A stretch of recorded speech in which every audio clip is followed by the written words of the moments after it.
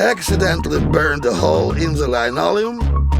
Let's solve this problem now. To begin with, you'll need a piece with identical pattern.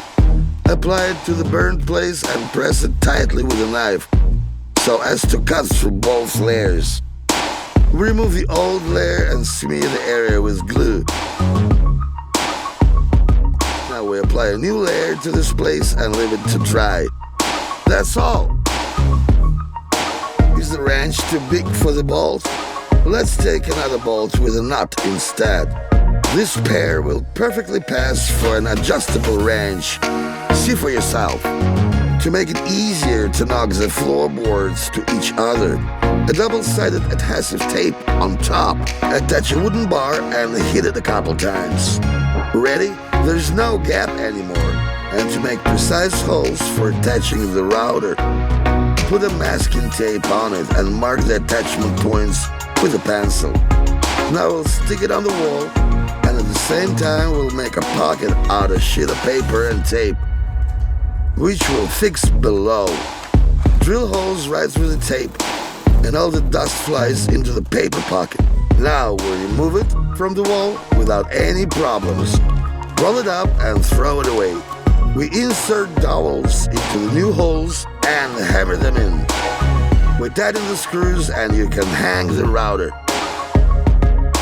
If you screw a screw into the brush, then it can be conveniently hung on the edge of the bucket of paint. In order not to stain a fresh jar with paint, just stick a little masking tape around the edges, and before pouring the paint into the mixing container, wrap it with a bag.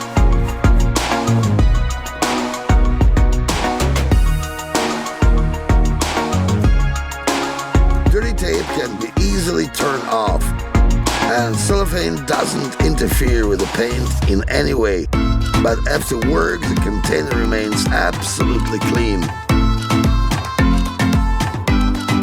Well, if during the repair you accidentally punch the drywall with a hammer, it doesn't matter. Take a piece of drywall, use a ruler and a stationary knife to draw 4 straight lines. Now, with a little effort, we'll tear off everything extra from the square.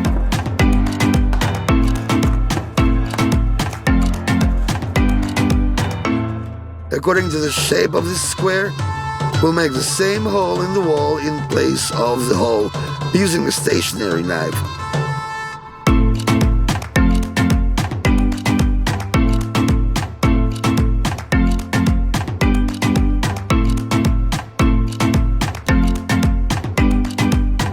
We'll help ourselves a little with a hammer, and that's it. It remains only to clean the hole from everything extra and trim the edges a little.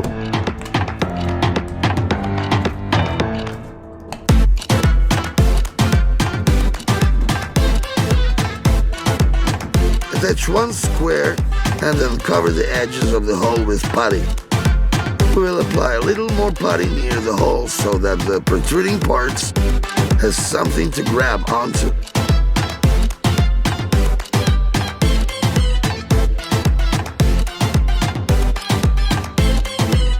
We install our patch in place and cover it with a thin layer of putty on top so that everything stays firmly together.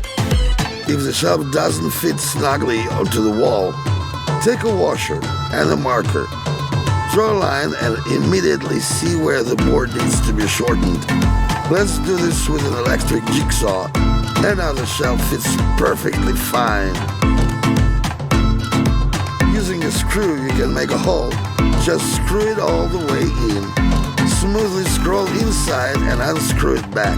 And if the hole turned out to be too big, a screw of the same size will fit.